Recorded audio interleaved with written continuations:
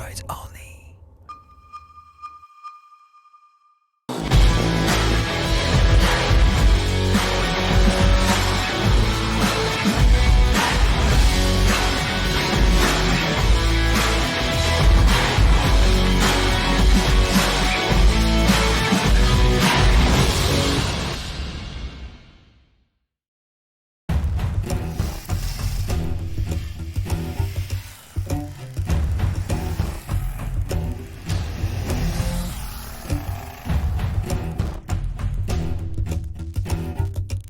Salut, bienvenue sur Motor Live, bienvenue en Algarve, dans le sud du Portugal. Nous sommes ici aujourd'hui pour tester la nouvelle Transalp 2023. Et je vous fais en 2-2 vraiment les différences de cette Transalp par rapport à la plateforme de la Hornet. Parce que oui, cette Transalp dérive de la Hornet. On a repris complètement le moteur et le cadre, avec un moteur quasiment inchangé uniquement au niveau des cornets d'admission de la moto, mais sinon elle conserve toutes les caractéristiques techniques moteur de la Hornet, et le cadre a été légèrement revu, renforcé dans sa partie avant parce que la moto est un peu plus lourde, et une boucle arrière qui a été rallongée, tout comme le bras oscillant, pour augmenter la charge à l'arrière de la moto et la stabilité de cette dernière. Les suspensions sont spécifiques, les roues évidemment, l'accastillage autour du tableau de bord, mais c'est à peu près tout. C'est vraiment une base dérivée de la Hornet. Alors je suis particulièrement heureux de redécouvrir le trail prodige, le trail populaire du premier constructeur mondial,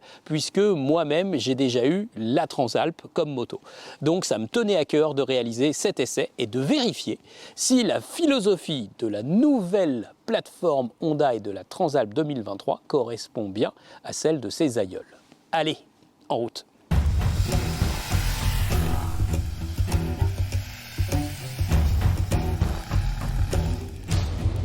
Nous voici donc à bord de la nouvelle Transalp. Pour moi, c'est un essai important. Hein. J'ai eu ces motos, elles me parlent. Fidèle à la philosophie de la Transalp, le guidon est 3 cm moins large que celui du Africa Twin de cette année. Ça fait une position qui est quand même très droite. Le buste est très redressé. Les jambes ne sont pas trop repliées et ça, c'est une bonne nouvelle. Alors, ça convient aussi au grand. Donc, figurez-vous que finalement, la selle qui est annoncée à 850 5 mm du sol, ben en fait c'est très gérable. Moi je suis étonné avec 1m68, je pensais que je ne toucherais pas les pieds par terre. Bah si, finalement ça le fait bien. Et la position elle est très droite, très naturelle. Et elle invite aussi à se mettre debout. D'ailleurs à ce titre, je suis allé faire du off-road lors de cet essai. Off-road, et bien finalement cette Transalp elle se comporte très bien hein, en off-road parce que les suspensions avec 200 mm à peu près de débattement, et ça fait boulot, il n'y a pas de problème. Elles sont très bien amorties, ces suspensions chevois, donc elles se comportent suffisamment bien en enduro. Donc ça c'est pas mal, dans les chemins roulants là, ça va très très bien. Et puis le moteur est progressif en enduro, donc ou en randonnée tout terrain. Et donc on a un moteur qui s'exprime très facilement à bas régime. Alors je pense que le CP2 de Yamaha est encore plus souple, encore plus rond, sous 3500 tours minute, mais là quand même, c'est suffisant, ça le fait sur cette Transalp. Le moteur est suffisamment rond en bas. Elle se guide bien en tout terrain et la position est adaptée. Donc tout terrain, ok, tout terrain occasionnel, pas de problème. Mais ce qui compte avec cette moto, c'est bien sûr l'essai sur la route. Alors là, sur la route, en fait, on redécouvre vraiment l'esprit de la Transalp avec une moto très facile à piloter, très facile à guider dans les virages. Voilà, on pose ses yeux, elle suit les regards, ça c'est très très bien.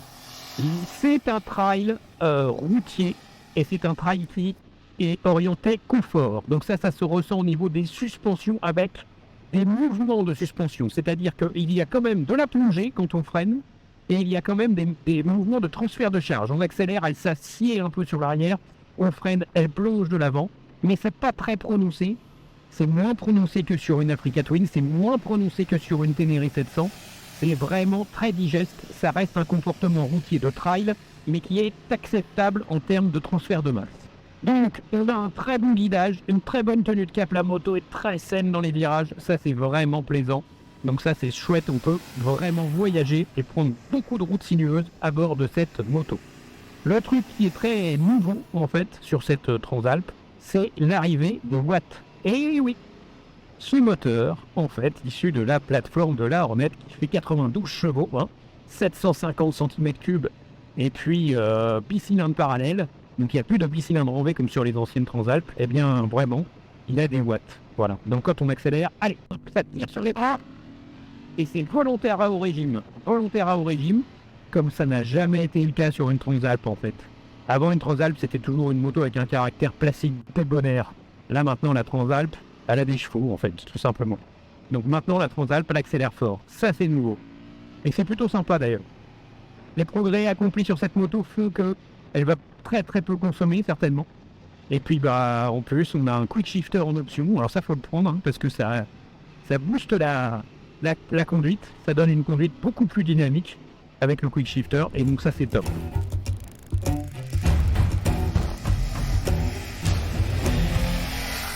Côté confort, la protection de la bulle qui n'est pas réglable malheureusement, bah, elle est suffisante pour ma taille.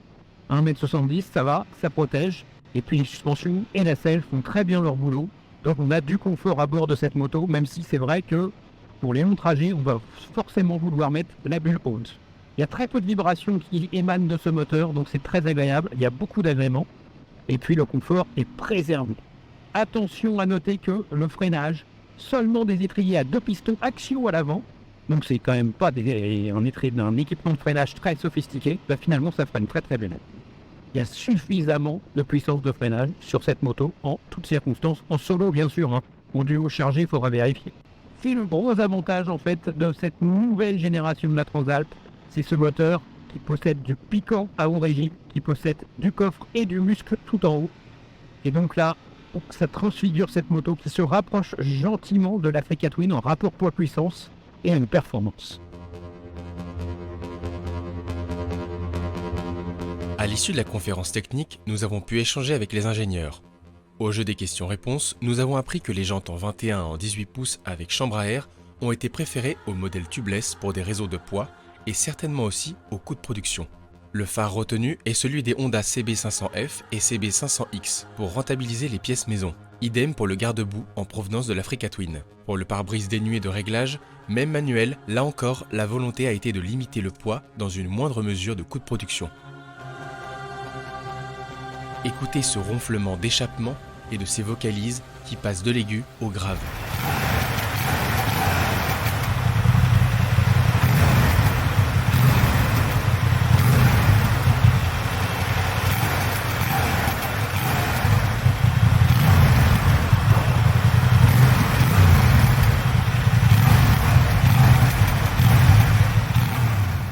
Comme pour la Hornet avec laquelle elle partage la ligne d'échappement, plus de 100 configurations ont été testées à ce niveau. Le silencieux utilise des composants internes complexes pour moduler la sonorité suivant les régimes. C'est vraiment réussi. Côté électronique, la nouvelle Transalp adopte les solutions technologiques du moment. Un accélérateur électronique, des modes de conduite comme standard, sport, pluie ou tout-terrain, et un mode utilisateur entièrement paramétrable. Tous ces modes délivrent la puissance d'origine, soit 91,8 chevaux, mais de façon plus ou moins directe. Les assistances comme le contrôle de motricité, le frein moteur ajustable, l'ABS avec mode tout-terrain sont vraiment aboutis, hormis le contrôle de motricité qu'il faut totalement déconnecter en tout-terrain sur sol sec, car il est vraiment intrusif.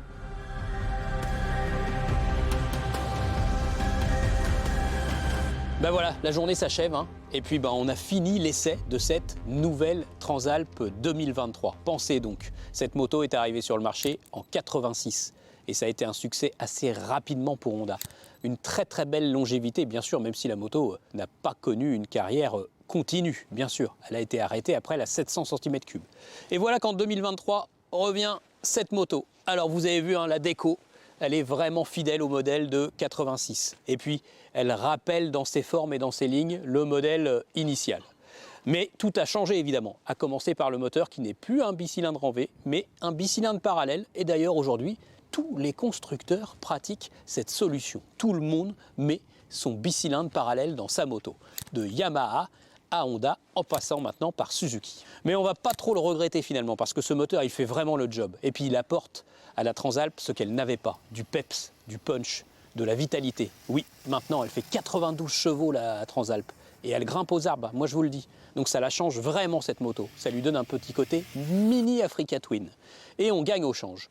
Ce moteur sera également homologué à 2 en 47,5 chevaux. Donc les débutants du permis moto vont pouvoir accéder à cette moto qui, moi je vous le dis, est terriblement équilibrée. Elle est fidèle à la philosophie Transalp. C'est une moto très facile de prise en main, très équilibrée, confortable, vraiment idéale pour accomplir la besogne quotidienne, aller bosser tous les jours avec. Et puis partir en week-end, ce sera hyper facile puisque c'est une moto logeable à 2 et puis c'est une moto globalement confortable, rigoureuse, saine, qui fait pas trop penser à un trail avec des gros débattements de suspension comme une KTM ou comme l'Africa Twin ou la Ténéré 700 par exemple. Non, là, il y a plus de stabilité au niveau de la partie cycle.